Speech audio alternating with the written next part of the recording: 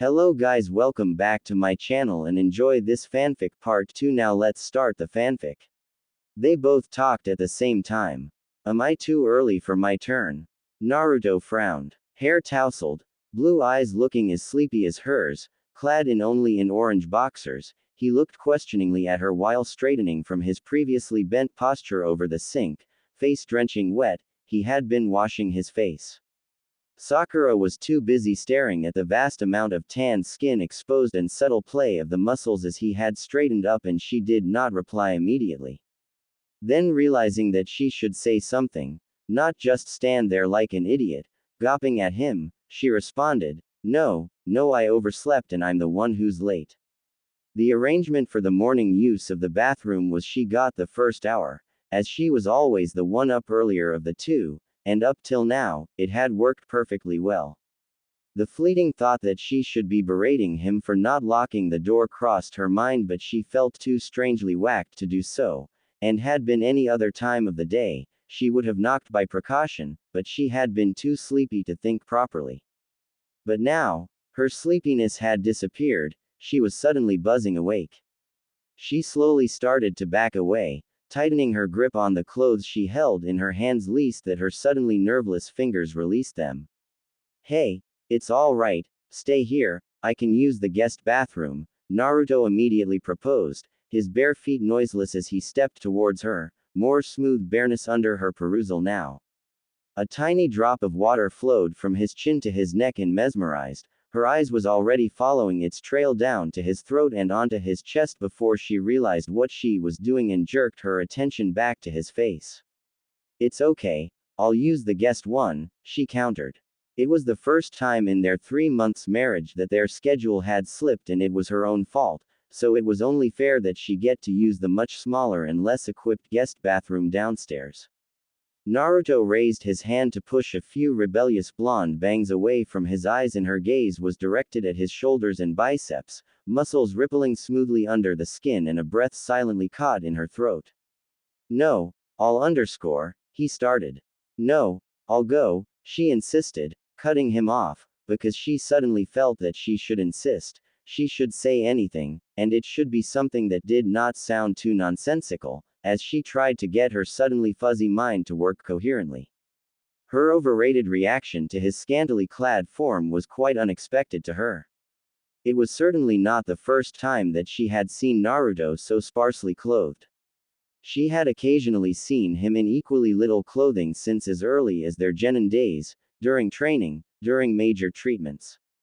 But as her eyes, as though having a will by themselves, skimmed over the wide but not too overly wide shoulders, the powerful but still slender enough chest, the hard-packed but not too showy abdomen, down to the flat, taut stomach, all enrobed in the wonderful, smooth tanned skin of his, she thought, again as she had been doing the past years she had seen him grown, that he was no more a lanky boy of their childhood days. And this was neither an open-aired training ground, nor a cold clinical hospital where hundreds of people bustled closely about. But most importantly, she was no teenager now, no insouciant, oblivious girl. She was a woman, and although she had never really realized it until the past 3 months of their living together, her awareness of her best idiot of a friend as a man had been getting much deeper, and judging from the way her heartbeat had speeded up and the soft hair at her nape seemed to stand straight, her reactions that much stronger. Unbidden, her eyes continued their journey down and she suddenly froze. A warm heat flushed through face and she jerked her eyes up, to be arrested by dark blue. Mumbling something unintelligible and giving him no time to reply, Sakura almost fled. Naruto looked bewildered at her hurriedly departing back. He lowered his eyes to where her gaze had been last directed and saw a telltale tent there. Oh, he scratched his head. His boxers was an old one, very much worn weary and quite a tight fit, not helping in the matter here at all. Was he supposed to apologize about it? But this was morning wood, and it was beyond his control. He shrugged to himself, confused, but he had to admit that he liked her flustered reaction and a slow, smug grin tugged at his lips. Now that he was properly awake, looking back, he realized that she had been acting quite peculiar, so unlike herself. Had she been checking him out? He suddenly wondered, eyes widening, mind speculating, feeling suddenly very, very interested. He decided to check his theory the very next day. Good morning, Sakura-chan. Naruto cheerfully greeted as he strode in the kitchen for breakfast the next morning. Having just barely settled on her chair herself, Sakura turned her head to greet him back and did a double take, while Akemi, who had been laying the food on the table, immediately gasped in concern. Hokage-sama, you will catch your death in this freezing temperature.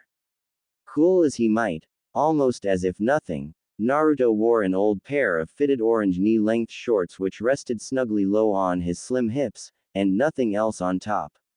Sakura stared wordlessly at him, her eyes running an automatic swift scan of his form before she could stop herself. Nah, Akemi-san, I'm not cold. Naruto was waving the elderly housekeeper's concern off. I was training for Sage Mode, and it's easier and quicker to gather natural energy with less clothing, he told the obviously lost civilian woman, who had no clue about ninja and sage techniques. Naruto was saying the truth, in a way. His start of the Sage Mode training in Myobokuzan had been obligatorily topless, though of course since then he had mastered the technique and did not need to be unclothed now. But he need not give this information to his audience. I thought I was already too late for breakfast, so I hurried here straight away, he added while Akemi mumbled about the youth of today who lacked concern for their health as she got back to her things. Sakura had almost buried her face in her bowl of cereal. It was correct that Naruto had always seemed to be more immune to low temperatures than the rest of them, it must be the Kyuubi within him. But still, what the hell was he thinking, parading around topless like that, 2 days in a row now, she ruminated to herself. It was freaking winter and freezing cold, for God's sake. Almost scowling, Sakura mentally cursed idiot sage ninjas who needed to train bare-chested and be such troublesome distractions. She was feeling so queer these days and not quite herself, and she did not like the lack of reign over her own mind at all, and she had a bad restless night full of disturbing dreams. She braked her mental ramblings and took a discreet calming breath. Not looking anywhere else from her bowl, she concentrated on pouring milk in it, psyching herself not to look, even send her mind, towards the expanse of skin and muscles under display. It was just Naruto, she chided herself, her familiar, comfortable Naruto. She managed to get a grip on herself and was quite proud with her cool, collected composure, busying herself about preparing her cereal, not appearing affected at all by the sight. Still standing, Naruto carefully spied on her at the corner of his eyes, noting how she was avoiding looking in his direction. Time to push up the pressure, he thought. Ah, he gave a loud, contented sigh. Wary, veiled green eyes rose almost furtively towards him. Nothing beats a good training first thing in the morning. He enthused brightly and lazily stretched both arms high above his head, rotating his torso to and fro to pop some bones into place for good measure. And caught the immediate pink tinge that appeared on her cheeks. Bingo, he thought in triumph. Padding silently to the table, he pulled a chair out.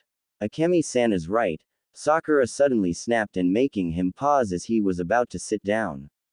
It's too cold, and now that you've done with your training, there's no need to freeze yourself to sickness. She refused to be subjected to more of this mind endurance. In her current state of mind, she could only tackle small doses of a topless Naruto. She did not have the mental stamina right now to go through the whole breakfast having to pretend to be indifferent and unaffected. She would surely end up making a fool of herself. You'd better put something on before I have to drag your hypothermic self to the hospital. But the heater is on underscore. He started to protest, but she narrowed her eyes threateningly. All right, I'll be back in a second, he relented, hiding a smile of triumph as he left the room. It was good to know that he was not the only one struggling with a massive physical awareness issue, he thought. XXXXXX. No. No way. Sakura said firmly, and Naruto's face fell. But, Sakura-chan underscore. No. She refused categorically. This thing was hideous. She knew only too well that some people could have a bizarre penchant for such unorthodox colors, but to actually wear something as screaming as this. No way. She had to almost shade her eyes, so bright was the pure orange suit that he was waving under her nose. And who in their right mind would have designed a tuxedo in such a lurid color? She proceeded to ask the salesman, who was anxiously hovering a few steps away, the question. This was custom made for a stage performer, the young man nervously replied, quite in awe that the Hokage and his wife were shopping at his shop. Earlier, she had been in Naruto's office to submit and discuss about some reports, when he had informed her about an invitation for both of them to the opening ceremony of a bank, which was to be for the next day. The event was to be a formal evening affair, and Naruto had been invited as the guest of honor and expected to give a speech.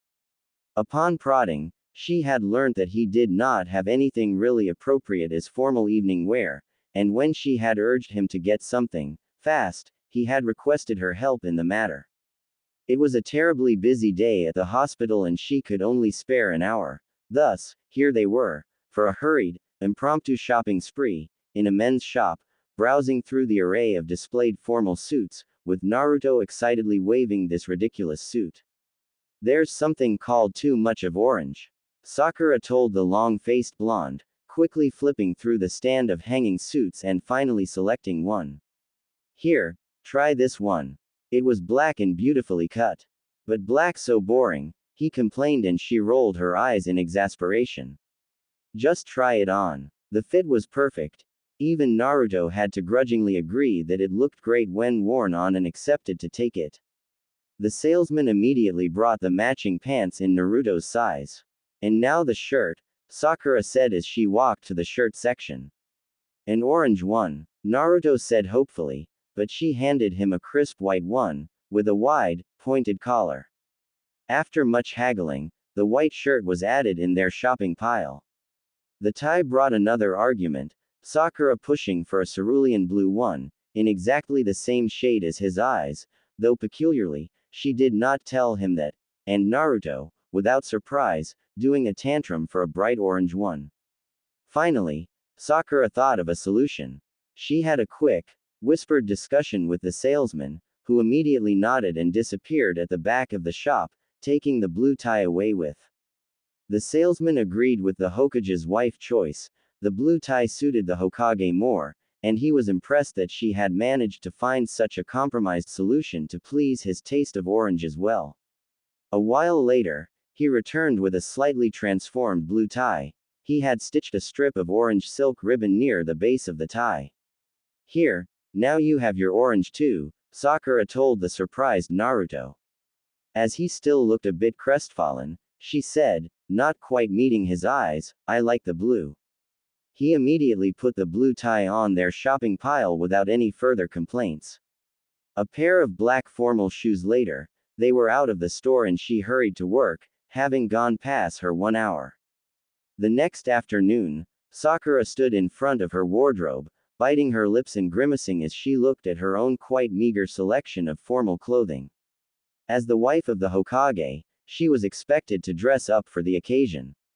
She really needed to do some formal dress shopping herself, she thought, but she simply had not had the spare time, and right now it was too late to be thinking about it. She had to find something appropriate and she did not have much choice but to forage something from these.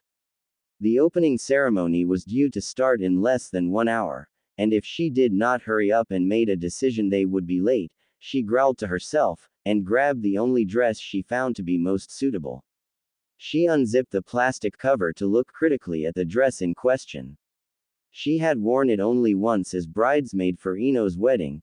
It was pale lilac in color and in taffeta silk, very simple in style, sleeveless, heart-shaped neck, floor length with a straight, tight fit and a knee-height slit on one side for ease of movement. It would have to do, she thought. It was more suited for a warmer temperature.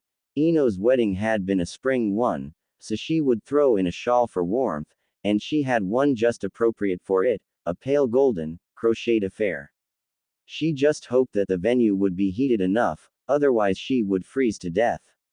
At least the dress was perfectly creaseless, she was too short of time to iron it.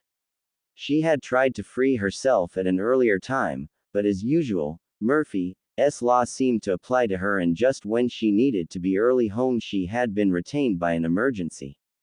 30 minutes later, which included a quick shower, she was almost ready. She had opted to let her freshly washed hair loose, brushing it till it shined luxuriously, and gathered a strand on one side and pinned with the Sakura comb that Naruto had got for her. Her makeup was sparse, a light dust of eye shadow that deepened the color of her eyes and a shiny pink lip gloss on her lips.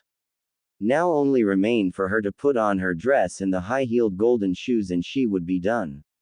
She carefully slipped into the dress and congratulated herself about not having gained any weight since 2 years she had last worn it. The dress was still a perfect fit as she slid the back zipper up. Then, second later, she gave a loud curse. She was barely over halfway zipped up when the zipper got jammed, and by the painful tug in her scalp, it was her hair which had got stuck the thing. Damn, she muttered again, tugging at the zipper puller, trying to catch a glimpse at what she was doing in the mirror by rotating her neck as far as possible, but to no avail. And she had been careful about pushing her curls out of the way, too, she thought in a mixture of dismay and annoyance. She gave another jerk, but it only pulled harder at her hair and she winced, at the same time now worried that she would end up tearing the fabric altogether. She growled in frustration. Today was definitely her day of Murphy's law. Thinking quickly, she concluded that she had not much choice, and a minute later, she knocked on Naruto's bedroom's door. Naruto. The door was immediately yanked open and Naruto looked down at her questioningly. Sakura-chan. He was in the white shirt and black slacks, the tie looped loosely around his neck. He looked at her properly and whistled. Wow, Sakura-chan, you look great. He looked up and down her form in open admiration and she felt her cheeks warming. I'm stuck, she said dryly, and turned her back to him. My hair got jammed in the zipper. Can you get it out please? She told him over her shoulder. At least the thing had been jammed up to a decent height, just above her bra line, she thought, thankful for small mercies, thus, only her upper back that was exposed.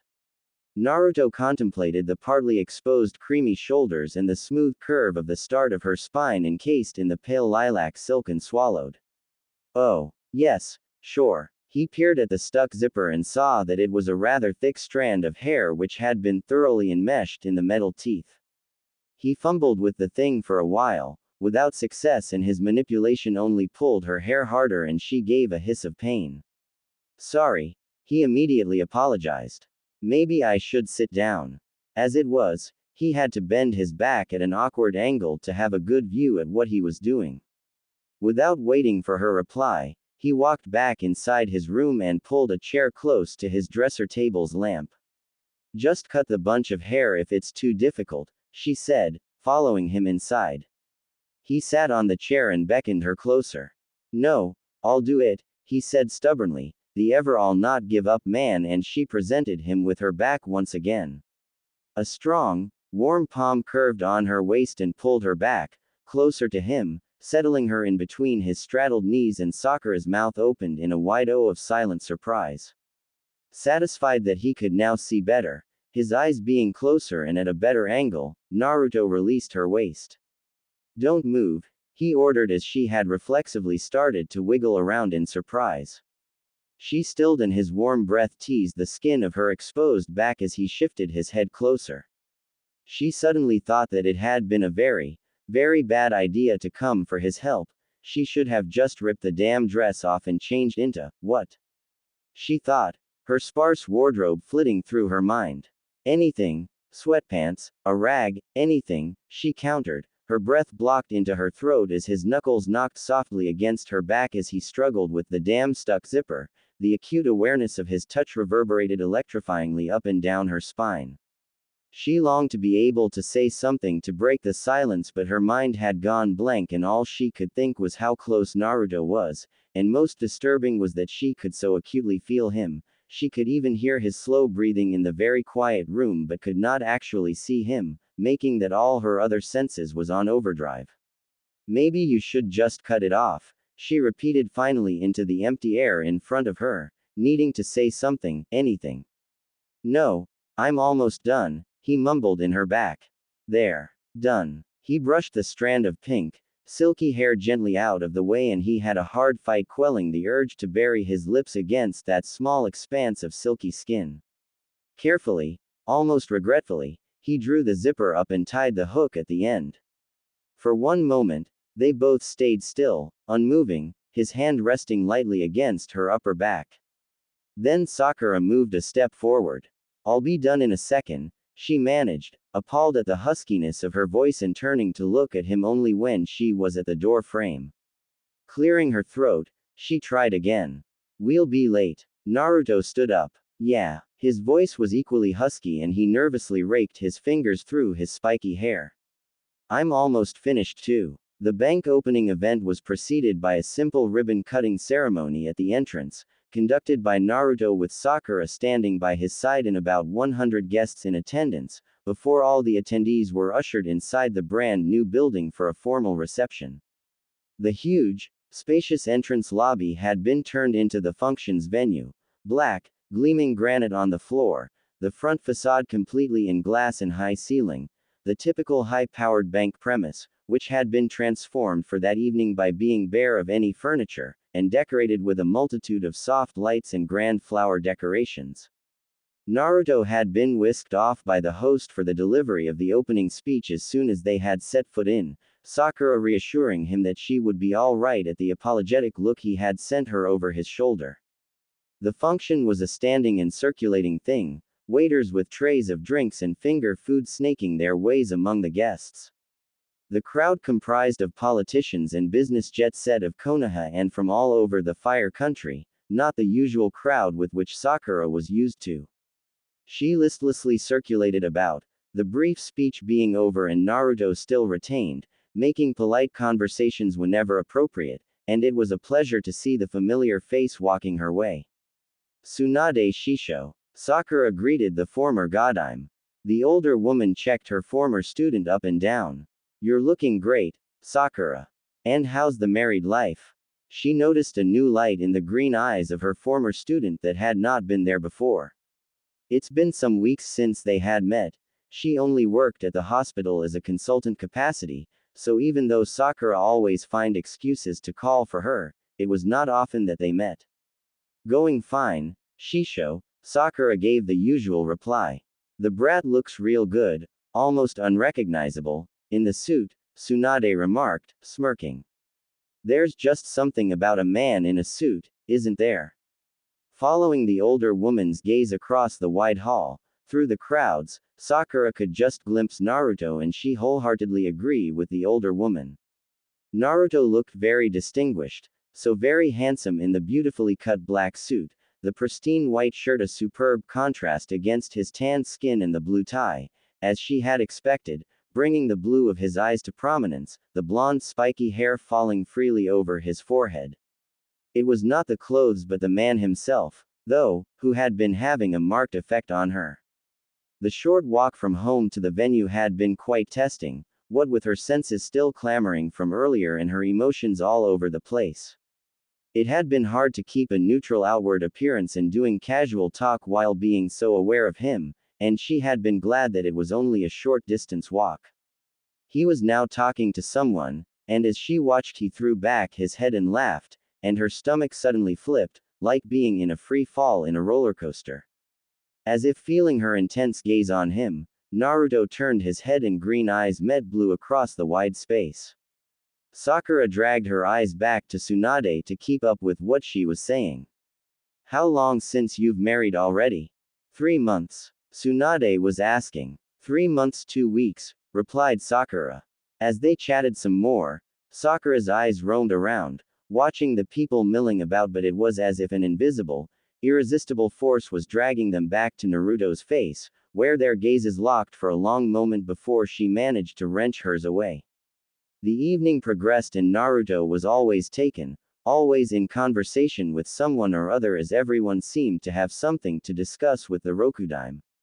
And in spite of her best efforts, Sakura found her eyes often flickering back to him, with him always seeming to wait for her, their gazes lingering before one of them would have to look away. Grabbing a fruit drink from a passing waiter, Sakura swirled her glass, staring down into the reddish liquid, but she was so acutely aware of a whiskered face, blonde-haired, blue-eyed someone by that stage that she might as well have been staring straight at him. It was as if those fleeting eye contacts had imprinted an unnervingly vivid image of him on her brain, of a Naruto of which she were becoming more and more intensely aware of as the weeks and months of their marriage progressed. She swallowed. You weren't supposed to be gazing so into a man's eyes when you were just friends, she thought. Platonic, housemates only, best friend, their marriage was turning out to be much more complicated than she had been anticipating. Suddenly all boundaries seemed so blurred, the lines they had drawn seemed so fine now. What were they doing? Where were they going? She had no clue at all. She drank her fruit drink shakily, forcing a smile as she continued through the evening by circulating among the people, eating small canapes served by the waiters, all the while her mind perturbed, almost jarred, as if she had stumbled into the dark. It was over an hour later that Naruto finally appeared by her side, smiling brightly into her eyes, and she was more than ready to call it a night. Tired, Sakura-chan? He asked softly. She nodded, smiling back, basking in the familiar warmth emanating from his person. Yes. Can we go home now? The crowd had been thinning out already. He did not need to be told twice and went to take his leave from their host. Things were definitely changing, Sakura thought as they walked back home, quite tired, and this time, unlike earlier, a cozy comfort settling between them as they commented on the evening and the guests. XXXXX. I'm so ready for this little one to arrive, Ino sighed for the umpteenth time. 2 weeks later, as she carefully swung her feet off the exam table, her hand settled on her 7.5 months pregnant belly. Sakura chuckled. Only 4 weeks to go, pig. The young Nara woman was cranky and had been bitching about everything since she came in for her prenatal checkup. 4 weeks still seems so far away, the blonde complained. I feel like a whale. My hair feels so greasy and lousy, my skin is always blotchy. This belly is getting in the way of everything and I have to pee each minute. Can you see that I am walking like a duck now? Sakura rolled her eyes at her friend's incessant grumbling and helped her to a chair. Ino pig, you are as gorgeous as ever, you know it, so stop complaining. It was true, pregnancy was very agreeable to Ino. She was the perfect picture of a radiant young pregnant woman, her face glowing with health and vitality. I feel as good as an ugly duck. I'm sure Shika does not feel this way, teased Sakura, sitting down at the small table of the room and quickly jotting some comments on Ino's health report. Said man had not been able to accompany his wife this time, as he had been doing for all the appointments, having been retained in an urgent meeting. Well, he is not getting much of it these days, so I can't say. I'm so uncomfortable and exhausted, my back aches and I can't even have a comfortable sleeping position. It won't be surprising for him to find me ugly. Ino's voice trailed miserably away. Sakura looked at the dejected face and immediately stood up and came around to give her friend a comforting hug. Ino, you know that Shika adores you, she said firmly. A few weeks of abstinence won't change his love for you. Easy for you to say, Ino sulked as Sakura straightened. I'm sure you and Naruto are always at it, in all positions. Sakura turned pink at her friend's usual crude way of talking. Ino. Her words were creating images in her mind, images which were too much for her to handle. What? Come on, tell. He surely must be well endowed, isn't he? Pig. Inevitably, Sakura's mind went to what she had glimpsed, albeit clothed, the morning she had walked into Naruto in the bathroom, and she turned a deeper shade of red. She crossed Ino's keen, knowing eyes.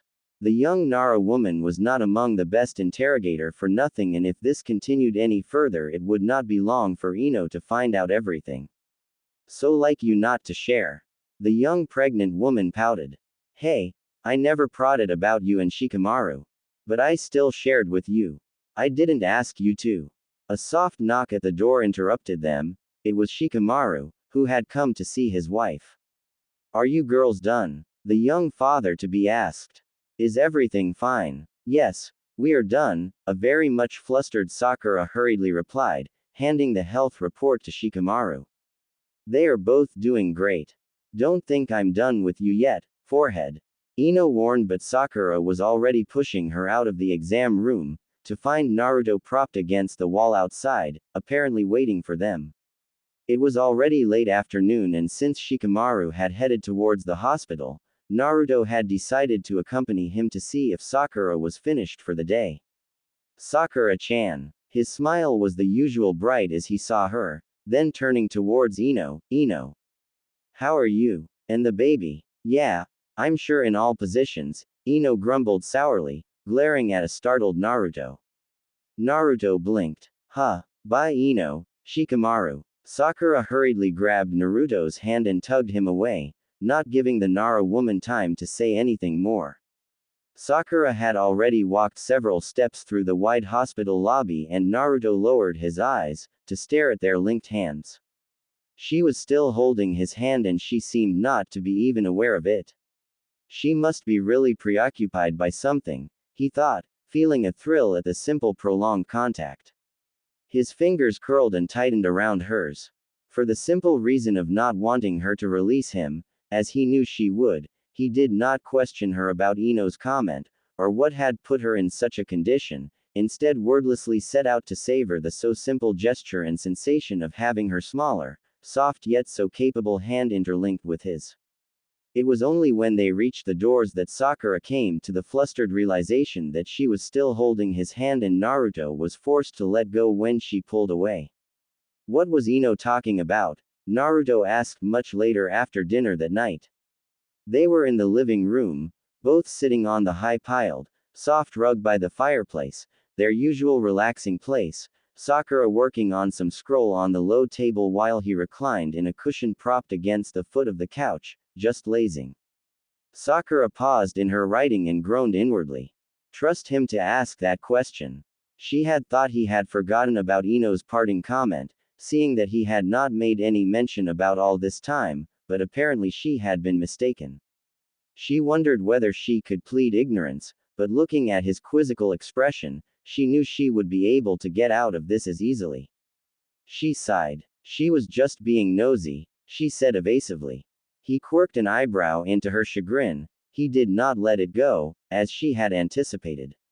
Nosy. In what way? Reluctantly, she grumbled, she was poking about our life. Ooh. Blue eyes lit up in mischievous mirth. So that's what she meant by all positions, he chuckled. She glared at him, indignant and mortified at the same time. You find it funny. You're as bad as her. She accused. I felt so cornered. Thank God Shikamaru appeared at the right time, because I would surely have made a blunder. Next she would have wanted to know about our preferred position. He flashed her a cheeky grin. Well, you could have gotten a bit creative. He winked and she blushed. Naruto, she growled. What? Nothing complicated in that. For you pervert maybe. Have you ever? Did you and Hisagi? The question fused out so unexpectedly that she jerked straight. She gaped, utterly disconcerted, at him. Even Naruto seemed surprised by his own words. What? No. She snapped, her reply automatic. She and Hisagi had not gone beyond the single kiss stage, their story had been so short, 1 week only. But she was incensed at Naruto's question. How could he have asked that? She was upset and offended. This type of question was not asked. Well, at least not in a normal conversation. It was too personal, only to be discussed with close friends. Close friends. Her anger deflated. Ino had asked her the same question when she had been going out with Hisagi and she had not feel as outraged as she felt now, so why was she so riled up with Naruto asking this same thing? Naruto was already feeling bad seeing her obvious discomfort. It was a personal boundary he had crossed and he berated himself. He had promised her not to cross any boundary and here he was, disturbing her with personal questions. I'm sorry, he apologized, genuinely contrite, all teasing having disappeared from his face. I should not have asked that type of question. But Sakura's anger was already abated. This was Naruto, and they were best friends. There should not be such inhibitions about personal questions. Come to think of it, they had never, ever talked about anything in the direction of each other's intimate life.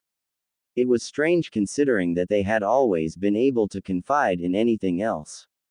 It's okay, she said quietly, and he gave a sigh of relief. But her curiosity was aroused and she in turn could not help returning the question. And you, have you ever? Naruto froze. He felt very, very doomed suddenly. Sakura stared at his strained face. Her eyes widened. You, have, well, I almost did. Once. Naruto did not know why he almost winced as he said it, as if he felt guilty or something. He looked at Sakura, unsure of how she would react. She seemed to have frozen, and for a second or two her expression was completely blank. Then her green eyes dropped to her scroll on the table. Almost did. Sakura felt unbelievably floored. She could not understand why she should be feeling so shocked. The image of Naruto being in any way as close as that with another woman, she simply could not fathom this fact. And she could not bring to ask herself why. Feeling his eyes on her, she forced herself out of her stupefied state. Oh, she only said as comment, feeling that she should at least say something. It was for my 22nd birthday, he said almost defensively, feeling the need to justify himself. Remember that the boys planned an out-of-town drinking night? She nodded mutely, not knowing whether she wanted to know, and at the same time, like a masochist, she felt the need to know. Well, they hired a geisha as my gift. It seemed sordid when he was telling about it, but Sayuri, the geisha they had hired, had been anything but sordid. She had been well educated, friendly and funny, and a graceful dancer, as she had performed a dance for the group, but he did not need to tell Sakura all this. I was quite drunk and the mood was very boosting, he continued as she did not say anything. The boys' jabs about him being the only 22 years old virgin male got to him, and he had thought, why not? At that time, he had thought, what was the point of holding out for, what?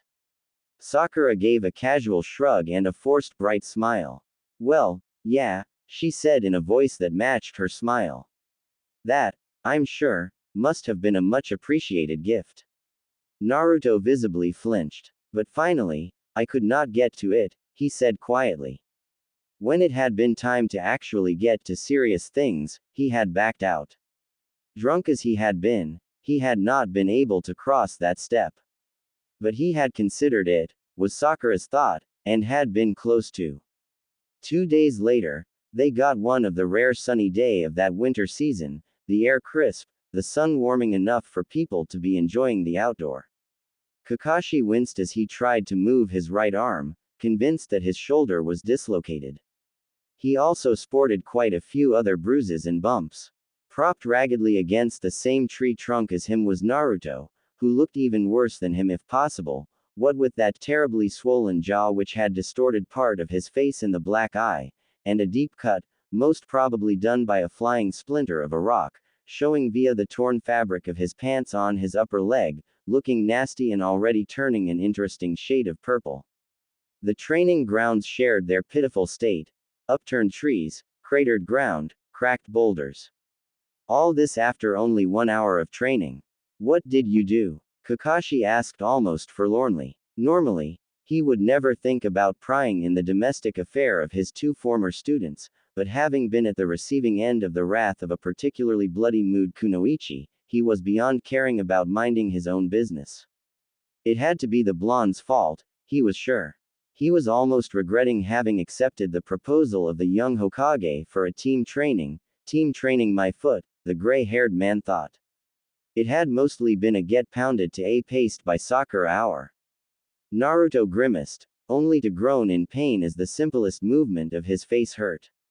She learned about my 22nd birthday. Ah, Sayuri. Both male winced as they watched the third male comrade receiving his share of training, the blonde and the gray heads moving in perfect synchronization as they both followed the high-arched trajectory of poor Sai being punched through the air to land 100 feet away, a silent ouch. In their minds as the black-haired secret ops captain crashed into the ground and remained unmoving for some long seconds. Again in perfect synchronization, both heads turned towards the source of their pitiful state, the pink hair billowing about her head, eyebrows jammed together in concentration, green eyes flashing and the glow of chakra slowly fading away from her tightened fists. The rules of their spar had been as usual. It had been a solo stealth and ambush, meant no pairings allocated, whoever fell on whoever sparred. And only basic ninjutsu and taijutsu was allowed, so, Naruto was not allowed into Sage or Kyuubi mode and Kakashi had not been allowed his Mangekyo Sharingan, but Sakura's chakra-enhanced punches and kicks had fallen into the basic ninjutsu, to the later dismay of the three males. She had been ferocious, seeming to have sprouted an additional surge in her already monstrous power and had set out to demolish their defenses and attacks and beat them, each in turn, to a pulp. And you brought us for sparring to be her punching bag, Kakashi mumbled accusingly, and Naruto mumbled an intelligible reply back.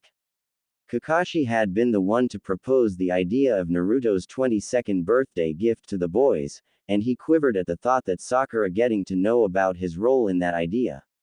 But she could not know it, he consoled himself, otherwise he would have been in a much worse state. Thus, it was the team as a whole who got to face her wrath. Logical, he figured. A short while later, Sai managed to limp to them and dropped by their side. What got into her? Sai asked quietly, grimacing as he sat down on the grass. The other two did not have time to reply as the one being talked about walked in their direction. The three males watched their former female teammate almost apprehensively. Usually, if they were wounded during training, she would heal them on the grounds itself, but in her current dark mood it was difficult to expect any such thing. They all breathed a sigh of relief as wordlessly, she removed her glove and brought the usual green chakra to her palms. She started with Sai's healing. Can we go for ramen afterwards? Naruto almost timidly called out from his place. She gave an unladylike grunt, leaving him to debate whether it was a yes or a no. Next she moved to Kakashi. You're getting old, Kakashi-sensei, she remarked, feeling a tad guilty as she healed his dislocated shoulder. Kakashi made a face. I would say that you are getting stronger, Sakura. A short while later she was done with him and Kakashi immediately got to his feet. We'll wait for you two at Ichiraku, he said, then he and Sai blurred out of view before Sakura could say anything. She finally turned to Naruto, who was still propped against the tree trunk. She moved to kneel in front of him and set to work. As expected, most of his less serious bruises and cuts had already been auto-healed, so she started with the cut on his leg, which took only a few minutes of her healing chakra. Then she got to his black eye. Focusing only on the black area and not on the blue orbs that was watching her, she set to work, and a few minutes later, it was as good as new, with only a trace of redness around. Next was his swollen jaw. She felt relieved to note that it was not broken, and her green chakra started to work on the bruised flesh as she hovered her palms over the swollen area. All the while, blue eyes surveyed her as she silently concentrated on her task, her face so close that he could see each individual pink, long eyelashes which curtained her eyes from view. Are you still angry? He finally asked in a low voice. She had been distant to him the 2 days since their discussion, and he could not bear her aloofness any longer. He much preferred that she punched him to a pulp rather than face the cold treatment that she had been giving him. Along all this, not for 1 minute had he questioned the why and the validity of her upset, that had come down to be irrelevant. He took comfort in the fact that she was angry, that she had taken the right to be upset. Sakura pursed her lips, green eyes burning up to his and shook back her long, pink tresses in an achingly familiar gesture of angry exasperation. Why should I be angry? It was 3 years ago and it didn't mean anything, he insisted softly as if she had screamed, yes, I'm angry. I'm not angry, she refuted again, the way she lifted her dainty nose in the air and glared at his jaw as get back to her belying her words. You were free to do what you want. He noted her use of the past and did not comment on it, only accepting it with a thrill at what it meant. Sensing that she was about to be done with his jaw, he moved his face the half-inch needed forward and a slight angle downward, and planted a soft kiss in the center of her palm. Green eyes widened at the soft brush of his lips and she felt a tingle running up her arm. She looked up to meet his eyes, blue and serious, the sunny blonde spikes falling over his forehead. For one moment they stayed still and time seemed to have stopped. Then, before she could react, he was already scrambling up. An angry Naruto stood looking out the window of the Hokage office, the details of the village below barely registering in his preoccupied and dark thoughts. Shikamaru and Neji, the only two still present from the Hokage team, sat in front of Naruto's large desk. The mood in the room was as grim as the winter evening's weather outside.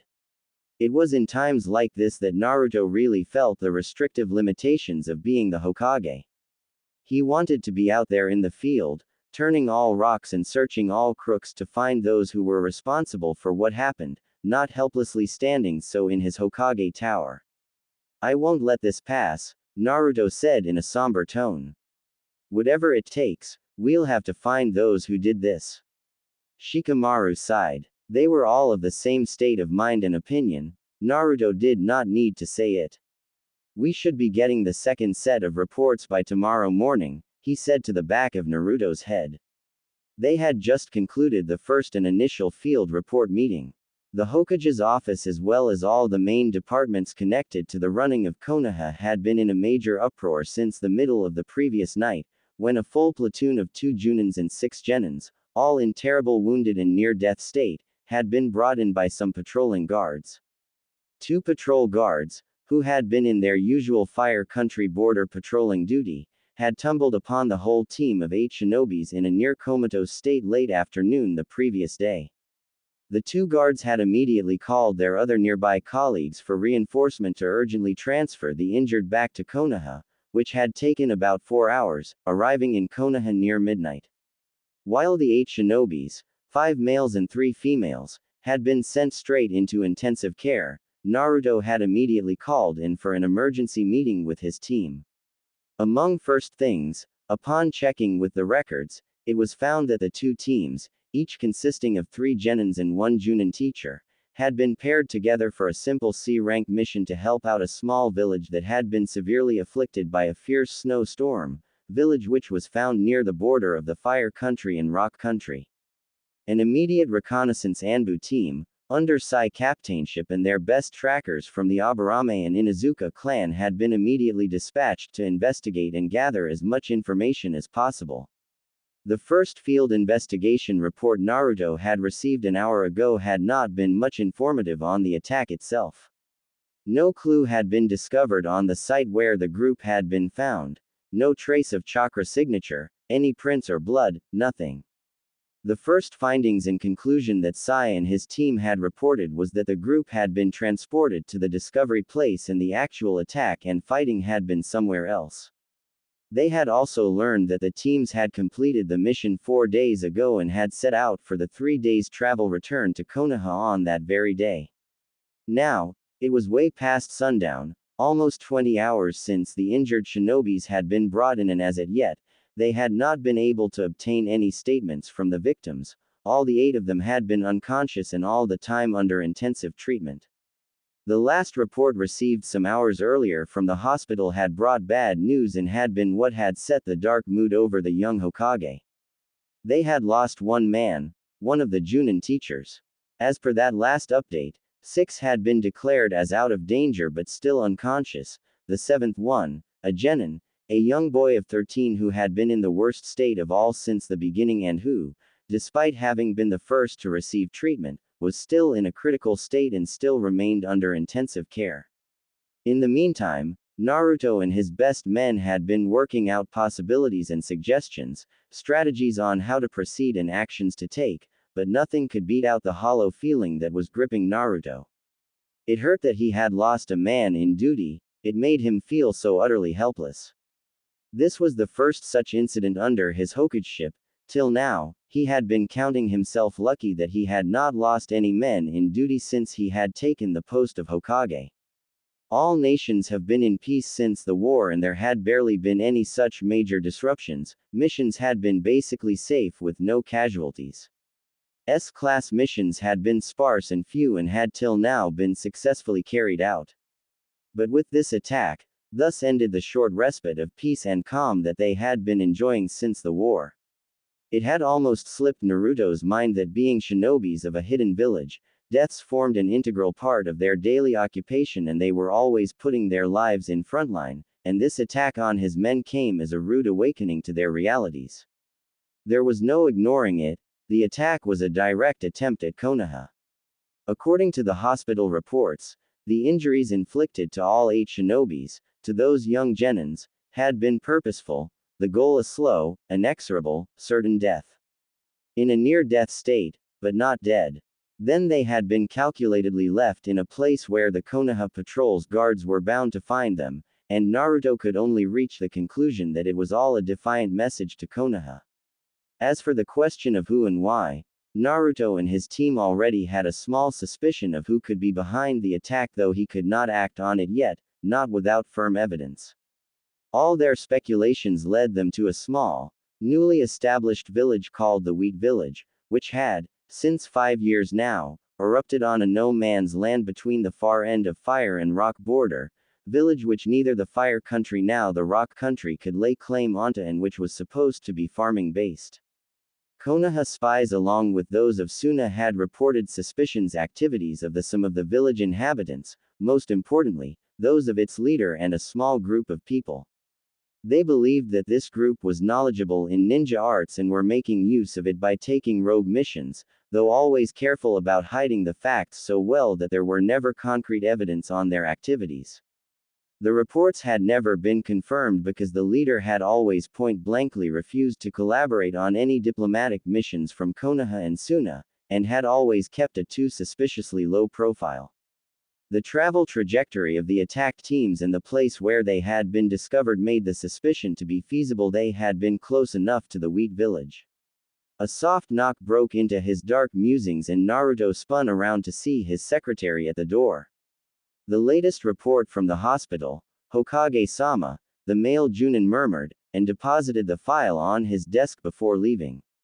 In 2 strides Naruto was at his desk and picked up the report to flip it open and flinched in pain. They had lost the last patient, the 13-year-old boy. That made 2 men lost in battle. 2 men too many. Statistically speaking, seeing that all 8 of them had been fatally wounded with the clear aim of achieving a slow certain death, 6 out of 8 making it was already an astounding success. But in such case, Naruto could not help but focus on what they had lost. He wordlessly handed the report over to Shikamaru, who, along with Neji, had already guessed the outcome of the report judging from the paling face of the Hokage. Naruto balled his fists in anger. He was supposed to bring universal peace to their world. Many people had been counting on him for that, Nagato, Jiraiya, even Itachi. Ending and winning the 4th war had been the first step to achieve the peace, but now when he lost people like this, when he had a whole platoon of his shinobi wounded as sneakily like this, it made him question his success towards ever achieving that goal, as there would always be some group or organization who would threaten the peace. But he would never give up. He had taken the vow to protect his village, his people and peace, and he intended to do everything to find the culprits behind this. This is bad, murmured Shikamaru. Sakura, thought Naruto. Hers were an even darker and difficult plight right now. Having thus received the 8 men with the tiniest flicker of life still present, it was as if by an obscene, perverted intent, it had been left to her and her team to change the balance of life or death. Naruto knew she would have given, without a doubt and as usual, her utter all to save them, and still losing 2 would have been devastating on her. There was nothing more to be done in his office. I'm going to the hospital, he told the other 2, already at the door. Both immediately rose to their feet. Let's go, Neji said quietly. As the chief of defense security, he had already taken all precautions and the security around the village had been put on high alert. He had also increased the security effective around the Hokage's residence, and instead of 1 Anbu trailing the Hokage and his wife, he now had 2 for each, just in case. Unknown to Sakura, since her marriage with the Hokage, she had an Anbu constantly trailing her and stationed at the hospital wherever she was on duty. It was no-brainer that as the Hokage's wife, she was an as potential target as the Hokage himself, if not more, and it was up to Neji to ensure that she was given tighter protection now. XXXXX. Sakura was feeling devastated and completely drained. She was chakra depleted and was currently running on solider pills to keep her on her feet and still going, her last meal having been dinner the previous night, almost 24 hours ago. Her team had worked superbly, but she had taken the brunt of the work since most of the healing had been up to her expertise alone. Even Shizune could not have performed some of the treatments, and Tsunade was absent for the moment, being away for a short trip to the slug world. At the back of her mind, Sakura knew she had overdone it. The little coherent bit left in her was sending her warning signals about a danger of collapsing, but she felt incapable of doing anything about it and sat there, in the stunned state, the total exhaustion or the lack of food the least of her ailments right now. She remained seated on the wooden bench right outside the intensive care unit, where she had just lost her second patient of the day. A 13-year-old young boy. A genin, with a certain bright future ahead. She stared blankly at her feet for what seemed an endless time, not really aware of the busy and bustling medical staff around her. She had already submitted her report and technically, there was nothing more she could do right now. She did not have anything left in her to be useful and she should be off duty already. The relieving team of medics were already taking charge of the follow-up care now that the remaining 6 was out of danger. But Sakura still sat there, unmoving. Since years now, she had come to painfully accept that in her field of work, failure meant losing lives of her patients. She had learned, over the years, how much the wall between life and death was flimsy. It took a second to tear through it. She was realist. She had come to terms with the fact that she would not be able to save all the patients that came under her care. Such an idea would have been too arrogant of her. Had been among the first things Tsunade had told her when she had started her med-nin training.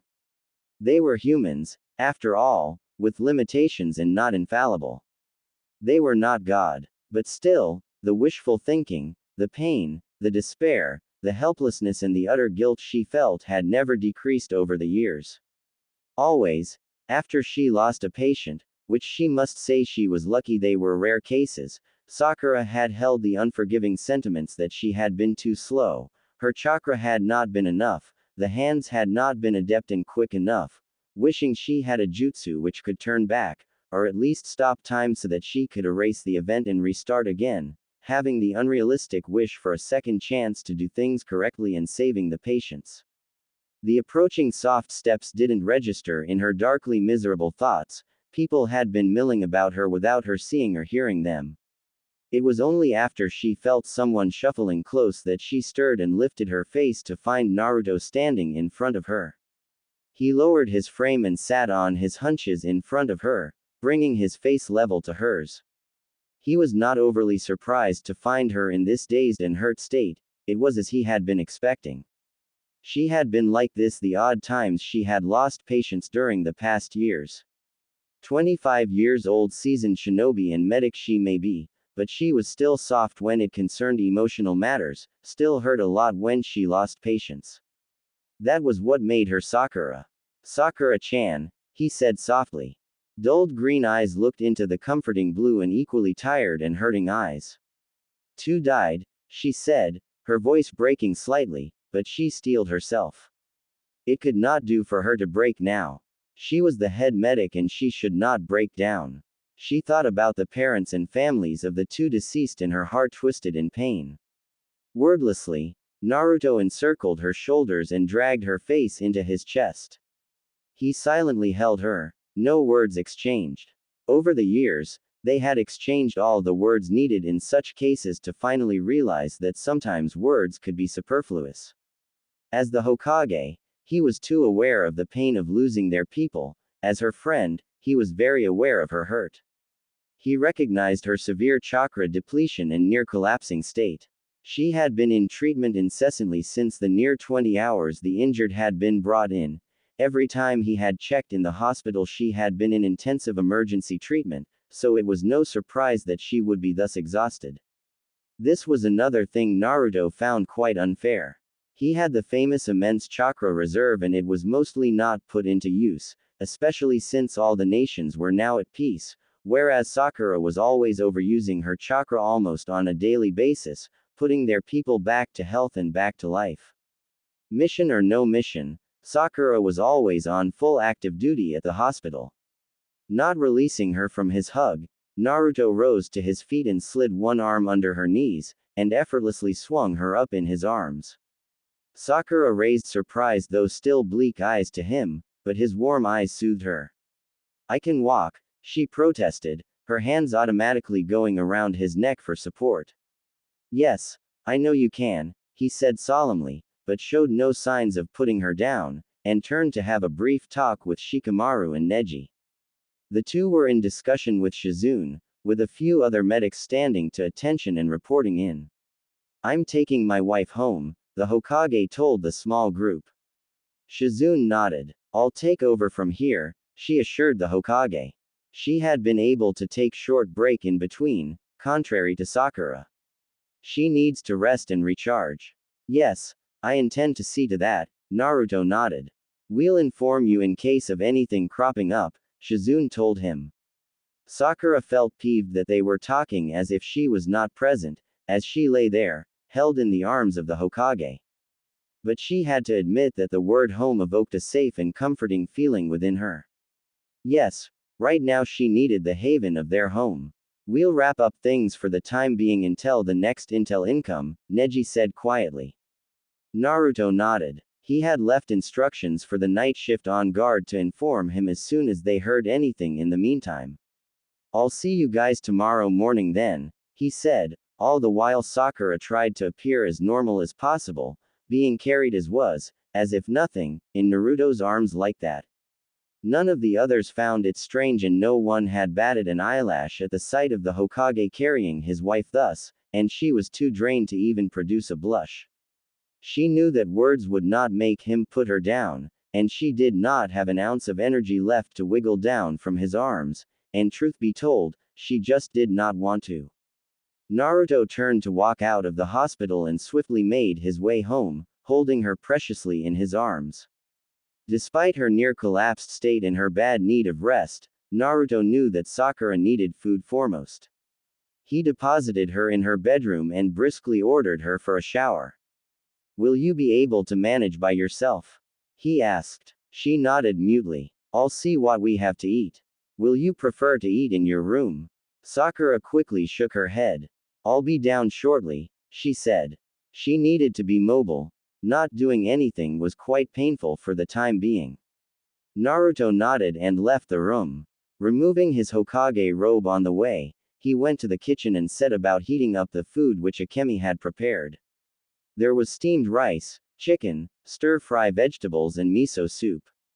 When Sakura came down a short while later, showered and wearing a pair of old sweats, Naruto had already set the warmed food in the low coffee table in the living room, and a fire was crackling merrily in the fireplace. He figured that she would be more comfortable reclined against the plush couch while eating, instead of sitting at the dinner table.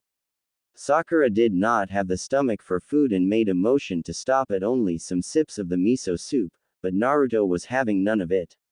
You need to eat, Sakura-chan, he admonished, his voice brooking no argument and even going as far as to adopt one of the frowns she usually used on him when he was being difficult. So, she had no choice but to obediently finish the quite laden plate he had set for her. It felt strange, having Naruto mothering her like this when it had always been the other way round. She had always been the one to fuss and mother over him. They ate in quasi-silence, both of them not having the force to discuss the attack. As soon as she cleared up her food, Naruto stood up and piled the plates and bowls, waving away her protests when he refused her help, and disappeared to the kitchen. To bed now, he said firmly when he returned back, taking her hand in his with the intent of pulling her up, but she tugged at his hand. Could I underscore? She paused and swallowed. Could we sleep here? She asked in a small voice, not looking at him. Naruto stilled, looking down at her. She didn't want to be alone right now. The merrily crackling fire was soothing and the living room was much more inviting than her lonely bedroom. I would like some company, she said quietly. But she need not have justified her request as Naruto totally understood her need for comfort. In fact, he could very well do with some company too. Sure, Sakura-chan, he said easily. The thick sheepskin rug was plush and comfortable enough to pass for a thin bed and she could use the couch, her own green couch which she had brought from her apartment, which was as good as a bed. I'll go get some blankets, he simply said and left. She had not budged an inch from where he left her when he returned back a short while later, her tired eyes contemplating the fire. He had taken a quick shower and changed into a pair of black pants and white t-shirt, carrying a set of blankets and pillows in his arms. Placing a pillow at the head of the couch, he gently steered her to lie down and draped the warm blanket over her form.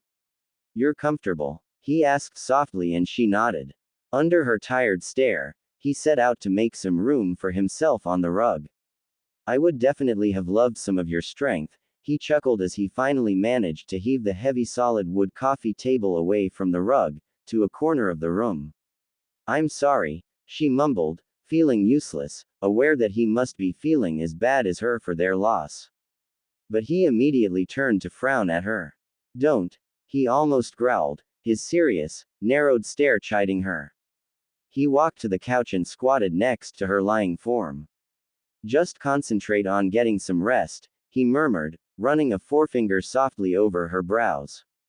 Sakura instinctively closed her eyes, the rough pad of his finger soothing on her skin.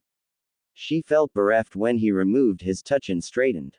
He spread a duvet on the rug for additional thickness, then arranged his pillow close to the couch, right below her head. After having made sure that the fire was well fed to last as long as possible through the night, he switched off the lights and came to settle down, lying parallel to the couch and arranging his own blanket over him. Good night, Sakura-chan, he whispered. Good night, Naruto, she whispered back. Barely a few minutes of silence later, he heard her stir. Sakura-chan, he murmured, but she was already scrambling up. He immediately rose to a sitting position. What? Her blanket gathered haphazardly to her frame, she had swung her feet off the couch onto the floor and was gingerly stepping over him. His hand instinctively shot out to steady her as she seemed about to topple over him. Silently, she crawled next to him and settled down on the duvet. In the dancing light of the fire, he saw her green eyes looking beseechingly at him before wordlessly turning her back to him, snuggling into a comfortable position and burying into the tangle of blankets. Still in his seated position, Naruto stared down at her back, nonplussed. After a minute of indecisively looking down at her, he finally lay back down, his frame now a snug fit between the couch's foot and her own sleeping self. He rearranged the blankets over them both before settling down to a more comfortable position on his back. He hesitated for an instant, then thought, what the heck, they were already much against each other as it was, so, throwing cautions and boundaries to the wind, he turned on his side, facing her back and wordlessly encircled her waist with an arm. He pulled her to him and tucked her head under his chin. With a soft sigh, she snuggled back against him. They both needed this human touch. Good night, Sakura-chan, he whispered for a second time that night. Her soft hair teased his chin and he took a deep breath, she smelled sweet and flowery. Not able to help himself, he dropped a soft kiss on her head. Almost immediately after, her soft, regular breathing indicated that she had fallen asleep. Holding his most precious person against his heart, literally, he followed suit soon after. XXXXX.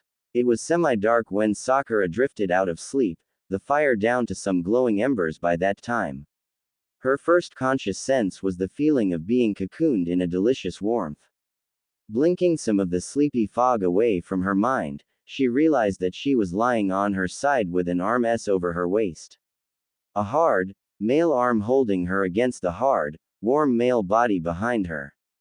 Feeling disoriented at first, the recollection of the previous night flushed in her mind. Naruto. They were in the living room, sleeping on the rug. Last night she had been in bad need of comfort, comfort which he had very willingly, without question, provided her. 2 deaths. She still felt the remnants of the pain of not having been able to save the 2 shinobis, but it was not as bleeding and gut-wrenching as the previous night. In the light of the new day and the major of her bone exhaustion abated, she held the faith that she had done her utmost best. She had not let any loopholes, she had given her all to save the 2. She took a deep breath. The early morning winter air was quite chilly, but she was not affected by it as Naruto's body was wonderfully warm, acting like a furnace. A living, breathing furnace. And as she took more deep breaths, her nostrils were tantalized by his earthen and musky scent. Very male and very him. She could feel his warm breath, deep and slow, just stirring her hair, and it unexpectedly woke every nerve in her body. She remembered the soft kiss he had bestowed on her head just before she had passed out asleep. Without conscious thought, she carefully pulled back slightly from his one-arm embrace and turned her head to look at the sleeping man. She had to raise her face a bit as she had been tucked under his chin. His mouth was slightly opened as he breathed softly. The timid, almost non-existent light of near dawn fell upon his face, softening the angles and giving him almost a surreal appearance, the 3 whiskers marks barely visibly on his cheeks. Maybe because she was still not totally emerged from the haze of sleep, or maybe it was the first time that she was in such close, intimate proximity to him, and he was asleep, giving her the freedom to observe him without hindrance, she found herself thoroughly entranced, unable to look away. She felt her breath caught in her throat, her stomach flipping over. This was Naruto. Naruto's arms around her. Naruto's broad chest against her. Naruto's heavenly scent englobing her. Naruto's throat merely some centimeters away from her face. Despite her still lingering tiredness, she felt shaken and warm and blazingly alive, aware of every millimeter of her own body, burning where it touched his in a jolt which she recognized as desire zagging down her belly. She had this sudden, ridiculous longing to press her face into his throat, and it was a physical effort to stop herself from doing so. She swallowed. She had always felt so comfortable and safe, so at home, so familiar with him, and the sudden difference now was earth-shattering. His hair was in a jumbled spiky mess over his face, some strands falling over his eyes, and she had the urge to smooth them off his face. Her hand even reached out towards his forehead before stopping herself. This was such shaky ground and she did not know how to proceed. She did not want to abuse what had started out only as a comfort act, it would only create room for awkward complications. Whatever it was, whatever was at the brink of brewing, she did not want it to stem from a need of comfort. So, keeping her hands to herself, she merely looked at him, studying the small details of his face. The tiny rational part of her was berating herself for staring when his eyelids trembled and moved open. Lazy, blue orbs blinked at her, trying to adjust to wakefulness. Her breathing stilled and her eyes widened despite herself as she was caught so blatantly staring, and she braced herself for whatever would follow. But Naruto lay motionless. Sleepy blue eyes darkened, looking down at the wide green eyes looking almost apprehensively at him. He became slowly aware of how their limbs were tangled. More importantly, how she felt so soft and pliant against him. So snugly and tantalizingly close. A warm, pure masculine pleased glint entered his eyes as he continued to silently survey her. She was the one who, flustered and needing to do something, broke the gaze and turned away from him, starting to wiggle off. But his hold on her did not loosen, refusing to let go. While still firmly holding her wiggling frame, though Sakura had to admit that by now she were not making a convincing effort, Naruto shot a sleepy glance towards the window. By the intensity of the light, he deduced it must be still somewhere around 6 a.m. We still have an hour or so more, he rumbled, his voice raspy from sleep, and she paused in her feeble attempts to get away from his hold. And before she could utter any reply, and maybe it was because he was still so sleepy that he did not ponder too much on his moves. He tightened his arm around her waist and firmly drew her closer against him, and shifted so that he was snugly spooned against her back, her head tucked firmly below his chin, back to how they've been when they set to sleep last night. But this time she was not exhausted to death. She was awake and totally aware, and her breath hitched audibly and she stiffened despite herself. Naruto, she started, her voice husky with a mixture of sleep, tiredness and nerves. Just sleep, Sakura-chan, he rumbled wryly. We both badly need it. And you will not go at the hospital this morning, he added after a short pause as she mutely teetered on a stay-or-flight mode. Anticipating that she was about to protest, he firmly insisted, Hokage's order, Sakura-chan. We need you fully powered back. Now sleep, he finished almost imperiously.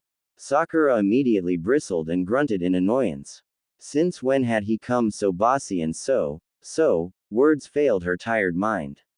She had to admit, though, that a couple of hours of more sleep would be more than welcome. She still needed to restore her strength, and anywhere else than this warm, wonderful haven was less than appealing. And had anything major happened, the hospital would have surely contacted Naruto. His warmth was just so encompassing, his rhythmic breathing lulling, and merely minutes later she felt drowsy again, her system still in acute need of rest. Naruto forced his breathing to deepen, same as he would when meditating, wanting her to be comfortable. Sure enough, her frame slowly relaxed again and soon she fell asleep again, exhaustion still in her. Naruto sighed contentedly. It was fabulous awaking in the arms of the girl of his dreams. In fact, it was one of his best waking up yet. The happy bubble was shortly tarnished, though, when the somber events of the previous day crept in his mind. Until they concluded the investigation, they had some dark days ahead of them, but in the meantime, he wanted to enjoy this tiny, delicious moment of respite that he had been granted. Soon, he too fell into a light slumber. When Sakura woke up later, she was alone and the sun was high in the sky. She could hear someone bustling in the kitchen, and a minute later, Akemi walked in the living room. Ah, Sakura-san, you're awake, Akemi exclaimed, not appearing surprised at all to see her mistress sleeping on the floor in the living room. The Hokage had already left, and had left instructions for you to rest. XXXXX. The following days were as hectic and dismal Naruto had foreseen for his office, leaving no time or the luxury to linger on personal comfort, as Konoha mourned the loss of two of its shinobis. The 6 surviving shinobis were all finally awake and were towards a complete recovery. Their statements were all same. They had been ambushed by a group of 3 powerful masked males, who had been very proficient in ninja arts. The surviving Junin teacher admitted that he and his now deceased colleague could barely counter the attacks, while the Genins had no chance at all. But the identities of their attackers were impossible to know, what with the masks covering their entire faces and no Hittite to suggest any affiliation with any hidden villages. Shikamaru immediately made a link of this attack with the failed attack on the morning of Naruto's and Sakura's wedding. When comparing statements, the link was confirmed, as the masks in both cases seemed to be similar. This geared the investigation towards a new route, but still though, nothing much substantial was brought forward. In both cases the masked attackers had taken much care to erase all tracks and Naruto and his team was only stumbling in the dark. Kakashi led a team to the wheat village to investigate their suspicions, but as expected, returned back without any solid evidence, a part of a gut feeling that it was indeed them behind this attack. Naruto knew that any gut feeling of Kakashi was to be taken to the utmost seriousness, and decided to keep a close eye on the village. He had already informed Gaara, the Kazekage, about the attack on his people and their suspicions, and Gaara had already replied back by giving his support on this. But since they only had speculations to go by, Naruto could not openly accuse the village, yet. So, apart from keeping a close eye on the wheat village and increasing Konoha's security, there was nothing much he could do at this stage. XXXXX. 2 weeks after the crisis, Sakura was faced with the reality that whatever happened, life always go on. There were always births to counter deaths, the poignant cycle, the beginning of life and the end of it. 1 week to her due date, Ino went into labor. She was brought at the hospital, at mid-morning, by a visibly overwrought Shikamaru, while Ino herself was perfectly calm and confident. It was quite a rare sight indeed, to once see Shikamaru so stressed out compared to his wife. Sakura immediately attended to the laboring young woman and it turned out to be an average-length labor for a first-timer, 6 hours. Sakura was more than happy to spend these 6 hours by her friend's side, which was nothing like the hours she usually spent in mending people back to life. There was something magical, scared even, in such a task as bringing a new being into the world. The whole labor and delivery process went smoothly, and Sakura could not help shedding a few tears of joy along with her friend as she placed the healthy, kicking and bellowing his throat out baby boy on the belly of the ecstatic mom, the dazed father looking on, a suspicious shiny sheen on his eyes. He was a beautiful baby, a tuft of dark hair on the head and dark blue-green eyes which Sakura suspected would turn lighter later, same like Ino's. But he sure would take some after his dad. Sakura laughed as after giving them a lazy, disinterested stare, the little man yawned and promptly fell asleep. And 7 days later, Sakura and Naruto was invited at the Oshichiya Maimaishiki, the naming ceremony, of the latest addition to the Nara's household. The ceremony was set for the early evening, and the whole gang of friends, along with their respective spouses and companions and children, were present. Counting in relatives of the Naras and Yamanakas, finally, it was a big, joyous crowd which ended being present.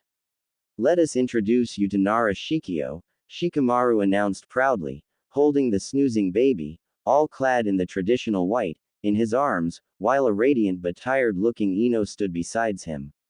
Shikio. Everybody chorused, showering the baby with praises and best wishes, the gifts given to the parents. But said little man continued to contentedly sleep throughout it, not bothered by the lavish attention bestowed on him or joyous mood surrounding him. Seems like we have another sleeper and most probably soon to be cloud watcher among us, 1010 remarked. Ino sighed. I wish he could be as accommodating during the night, she said wryly. He had been keeping us up all nights through the week and I'm drained. Naruto peered at the tiny sleeping bundle. This teeny-weeny thing has managed to keep you up, he exclaimed, earning a prompt whack on the arm from Sakura. He's not teeny-weeny, he's a darling, healthy boy. At the request of Ino and Shikamaru, Sakura was the proud godmother and she intended to play her role to the hilt. Choji had been requested to be the godfather. That he is, Sakura-chan, Naruto chuckled softly. His eyes could not help but followed her as she smiled and chatted around, simply enjoying the sight of her. They had both been working till late odd hours the past week and had barely had time to spend together. There was a solemn moment when with the utmost care, Shikamaru had to produce his best calligraphic talent to write the name on the scroll of the birth certificate, to which an exquisite ink portrait of Shikio made by Sai was annexed. Then, the celebratory, elaborated dinner, which included the two traditional, auspicious dishes of red rice and fish, was served. The adults had all flocked to the dining table while all the kids, a lot between them, were seated at another table. Ino had had the bright idea of hiring 2 genins for the evening to entertain the kids. They almost brushed with a disaster when Lee had been about to unknowingly take a sip of a sake-spiked punch. Luckily Neji noticed on time and managed to snatch the glass away before the fluid reached his mouth. Everyone breathed a sigh of relief. Neji, my good friend, so good of you to look after my well-being, cried Lee, and 1010 rolled her eyes. It was one of the things they still had to carefully watch out for, that their teammate did not drink a drop of alcohol. Amidst all this, Naruto looked around, deeply glad to be among his friends. It was a bomb to be able to enjoy such times together, it was what gave him the force to go on. The last time they had all met like this had been for their wedding, almost 5 months ago now. After dinner, most of the relatives left, but at the insistence of the young Nara couple, the gang decided to linger and relaxed in the living room for a little longer. Little Shikio was finally awake and Ino offered Sakura to hold him. It was with a warm pride that Sakura looked down at her godson as she held him in her arms. The little face puckered and he wiggled lethargically, rooting towards her, a sign that he was hungry, and she chuckled. Shikio, she cooed, catching one flailing chubby little hand tenderly in her own. She felt a warm emotion rising within her as she held the tiny being in her arms, causing a tug at her heart. She raised her head and her eyes instinctively found Naruto in the crowded room, sitting in a couch at the other end. Darkened blue eyes were watching her with the baby in her arms. It seemed for an instant, time stilled, it was as if the two of them were alone for a tiny moment in a private world as their gaze locked. Sakura felt a tremor ran down her spine. His expression was of such a raw hunger, a deep yearning that he was not bothering to hide, so open for her to see, that she was stunned. She could only stare back at him, unable to look away, breath held. Then a shudder seemed to come across his face, blanking away the emotions, and she felt as if she had surfaced from a pool. Sakura sighed as she rubbed her aching temple. She had had a bad day. It had started badly, having woken up late and causing her to rush madly as she had a staff meeting scheduled first thing in the morning. Then the water heater had chosen that morning itself to be broken and she had to do with a sparse, icy wash. But worse still, breakfast barely over, an argument had started between her and Naruto and she had snapped a bit too harshly at him. Over a stupid issue which she could not even remember now. His sunny expression had closed, the usually warm eyes shuttered, but she had been too riled up at that time to notice. He had stared at her silently before calmly walking away, and minutes later, she had heard him close the door as he left the house. He had left without even saying goodbye. She had felt horrible after that, and the whole day had proceeded to go from worst to worst. One of her medics had not turned in due to sickness and Sakura had had to see over his duties on top of her own, and one patient had been in a particularly difficult mood, throwing tantrums over everything and testing Sakura's already waning patience to the limit. She wondered whether she should call it a day already. She looked wearily at the stack of paperwork she had already completed, some of which she would hand to her assistant to drop at the Hokage's office to be signed. At least the height of reports had decreased considerably in her tray, stuffs which she could as well complete on the next day, she thought, for once not feeling the need to be so assiduous about completing all her paperwork. She had been overworking the past few days, partly because they were still under the load of work following the attack 1 month ago, and partly because she needed to occupy her mind to the hilt and burn herself out to be able to sleep at night. She had been feeling so terribly on edge, so restless and unwound, and had been like this for days now, to be more specific, since the naming ceremony at Ino's place, 5 days ago. The image of that flash of hunger and yearning she had glimpsed on Naruto's face at the ceremony had been haunting her incessantly for the past 5 days. Though sometimes she wondered whether she had imagined it under her own emotional confusion, seeing how normal and collected and his own usual self Naruto was, as opposed to her own inner turmoil which was turning her more and more into a mass of nerves. This acute antsy state made her feel like she was in a perpetual, never-ending PM sing phase. Her temper had been only skin deep and the tiniest thing had been setting her off. It had got to the point where everyone was being quite wary of her dark moods and treading on tiptoes around her. And then her loss of temper at Naruto this morning. It was already way past sundown and she was feeling stumped, still feeling bad about her snapping at him.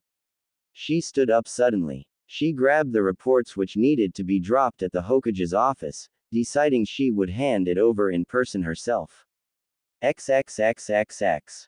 Leaning fully in his chair and tipping his head back, Naruto stared at the ceiling of his office. The day had been hectic, meetings stumbling over each other. He had just finished with one meeting and had another one queuing up. He would have another late night today, same as for the past days. It was almost 1 month since the attack on his men and they were stagnant concerning solving the case. He sighed. He and Sakura had had their first marital Spat that morning. Well, not really spat, but it was the first time ever that he had not placated her temper and had left without smoothing an argument. Not that he had been angry, but more that he had deemed it better not to add to her already bad temper. He had an idea of what was spurning her short fuse the past few days, going by how unwound he felt. This morning's argument was just a beginning. There was no ignoring it, this slow, inexorable pressure buildup that was threatening to explode soon, and he only hoped that it would not shatter them away from each other. He leaned forward and raked his fingers in his hair.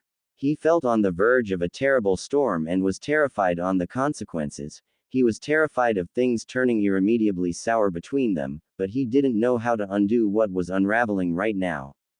This was not something he had wanted. He had never wanted to come to this point of almost palpable tension, this awkward skittishness between them. This is what he had always feared, their easy friendship being threatened thus. But the worst thing was that he could not broach the subject to her.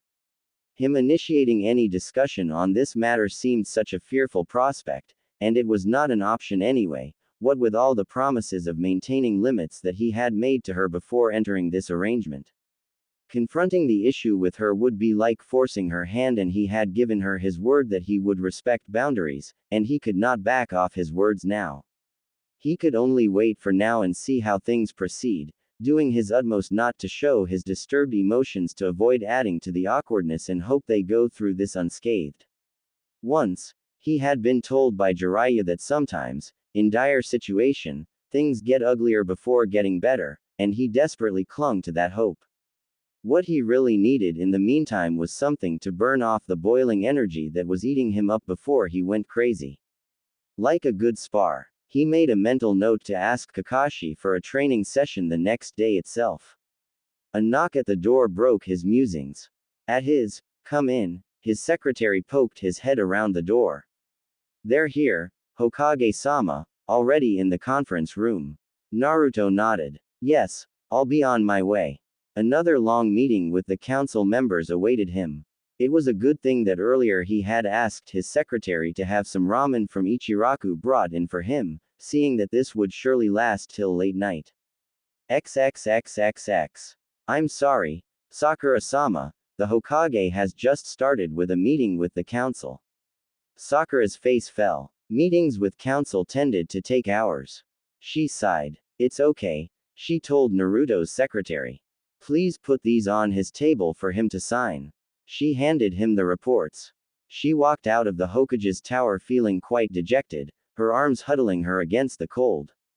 Spring was around the corner, but the nights were still chilly, and her cheeks burned and her eyes stung from the icy late winter wind. Having nothing else to do, she decided it was better she head for home. The roads were almost deserted, the weather pushing everyone inside the warmth of their homes. A few food stalls were still open, and a dango shop she passed by lured her, and she decided to have some. She bought a pair of sticks and set off her way. She had barely finished the sweet savories when she was caught in a sudden heavy shower. She groaned as she ran for shelter under the tiny terrace of a closed shop, but the gusty wind still blew the rain under the meager cover, drenching her in minutes, her clothes getting wet within seconds and her face stinging by the icy peltering rain.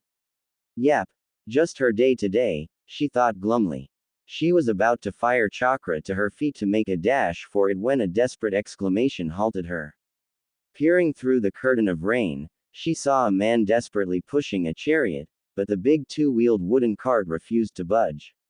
Sakura recognized the man. He was a fruit vendor and she used to buy fruits from him.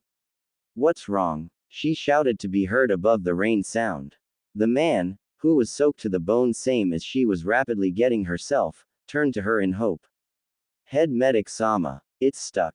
Sakura saw that indeed the wheels were deeply embedded in the soil, which had rapidly turned into a viscous mud. She decided it was better that she helped the poor man, she was already soaked anyway. She tried yanking the whole thing off with her monstrous strength, but the jerk of the effort started shaking the mountain of fruits carefully arranged on top of each other. Not wanting the whole pyramid of fruits to topple down and get spoiled, she sat down to carefully and painstakingly unstuck the wheels from the cement-like thick mud first. XXXXX. When she finally arrived home later, she was sodden with rain and viscous mud.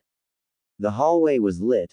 The housekeeper has let the light on as usual, but as she expected, Naruto was still not home, seeing that his shoes were not at the entrance. Teeth chattering, she quickly dragged her drenched and mud-caked boots off her feet, in a rush to get in the warmth of the heated house. She made a beeline to the guest bathroom of the ground floor. The way she was dripping mud on her trail, it was better that she had a shower first foremost, before going anywhere further into the house. Getting in the smaller bathroom, she quickly peeled off her muddy clothes and dumped them in the bathroom basket, and stepping in the shower stall, turned the heat high. Remembering that the water heater was broken in the morning, she was greatly relieved to find hot water gushing from the shower. The technician Naruto had called had done the job. It would have been the icing on the cake if she had to do with an icy shower. A hot, invigorating shower later, she was squeaky clean again and her shivers had stopped. Grabbing the only towel hung in the rail, more a face towel than a bath one, she briskly dried herself before getting to her long hair, ensuring to get the maximum of moisture out. The towel was damp by the time she was done, but she had no choice but to use the same towel to wrap it around her frame, securing it safely by tucking the loose end in the fold at her bust to be decent enough. A quite unnecessary precaution since she had the house to herself, she was thinking as she opened the bathroom door and quickly ran up the stairs, hurrying in the silent corridor which lead towards her room. But with her rotten luck of that day, who knew what could happen, and she did not want to be caught running around the house in the possibility of, let's say, they were under an attack. She was rolling her eyes at her melodramatic thoughts when a door was suddenly jerked open, the one which she was hurrying by.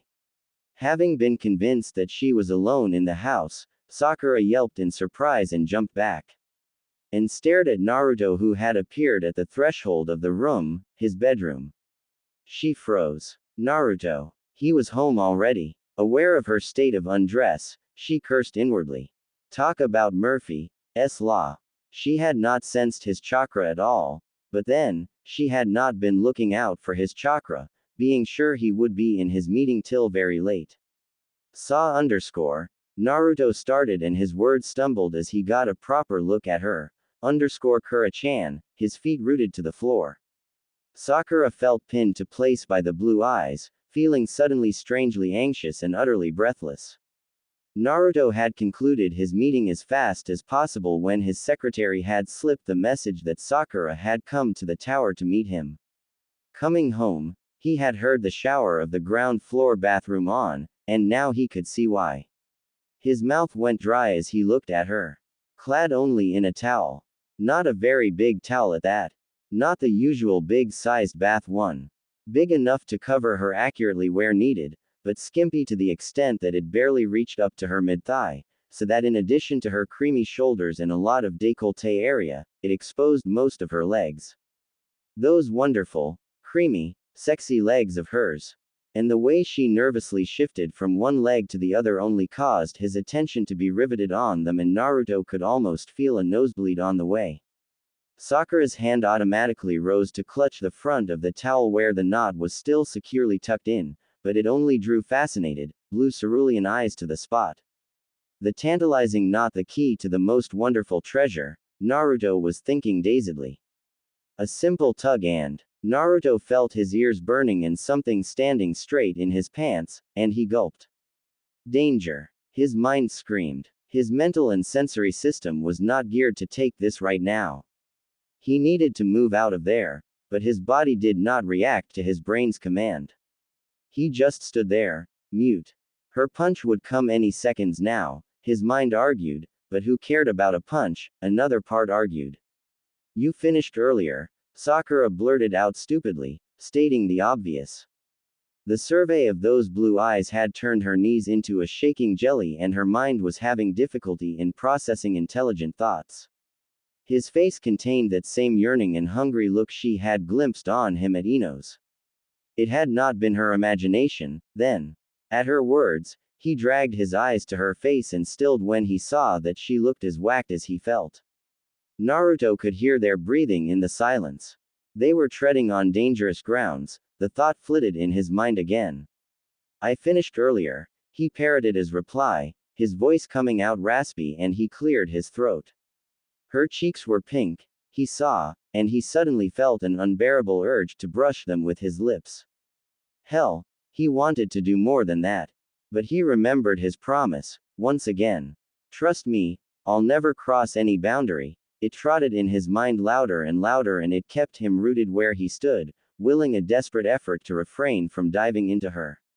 Since he himself seemed incapable to move, his mind willed her almost desperately. Go, before I do something I'll regret.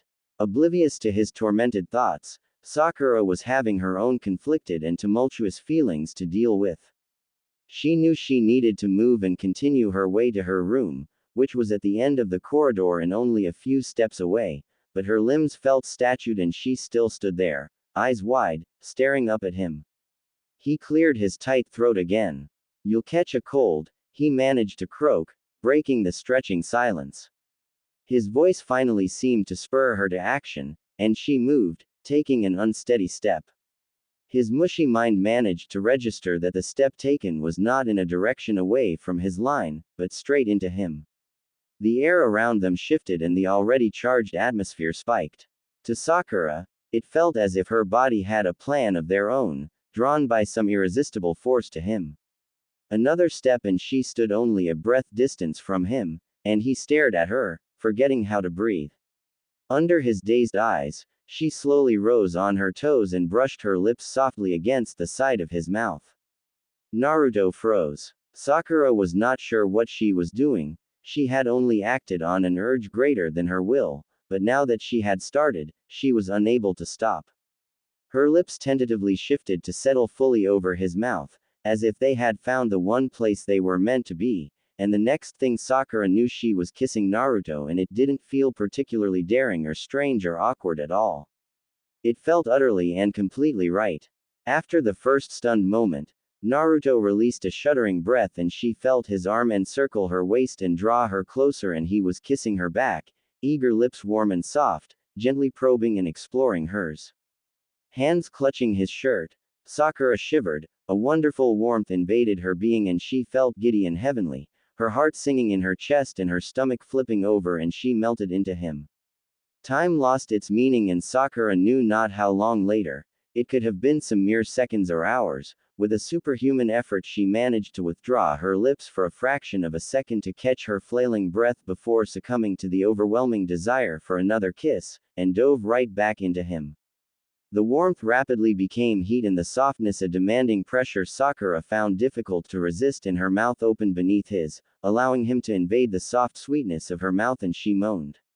Sinking further against him, she ran her hands over his shoulders and buried her fingers in his hair while her back hit with a solid surface.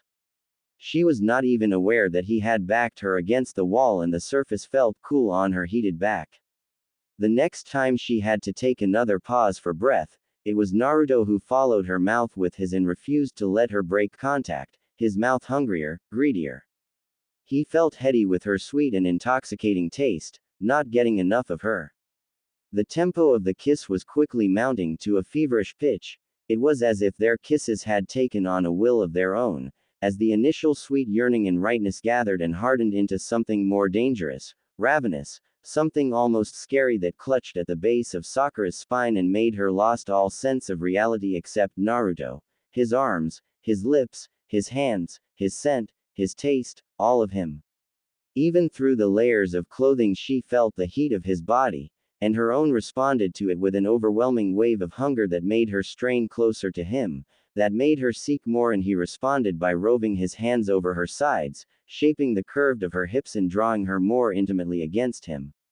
She arched her lower back into him and he slipped both of his hands down to cup the supple curve of her backside over the thick toweling material, the only barrier between his hands and her skin, bringing her flush to his obvious, hot arousal. Sakura, Naruto thought, still feeling that this could be a dream. Unconsciously, instinctively, she grinded herself against him and they both gasped, his fingers tightening on her. This was real, A flare of basic, raw hunger jagged through him, threatening to engulf him completely, and he fought to get a grip on himself. He needed to retain some of his sanity and control. He released her mouth, his breath coming out choppy. Sakura. He breathed against her lips, trying to calm the mad drumming of his heart. Her own rapid breath was hot against his neck as she buried her face into him, her lips brushing against his skin. He groaned softly. Sakura. He could not seem to go beyond saying her name. She raised her head, and emerald green opened into darkened cerulean blue. He felt himself drowning in those green orbs and forgot what he needed to say. Words seemed so superfluous right now, and rained tiny kisses over her face and cheeks, needing to keep his lips into contact with her. He had yearned for her for so long, and now that he could. He trailed his lips along the soft silk of her cheeks down to her jaw, to the side of the neck to lay away a small rivulet of water that a still wet, pink strand had been leaking, and she shivered in his arms. Naruto, she whispered huskily, the sound feeling like hot sake to his senses.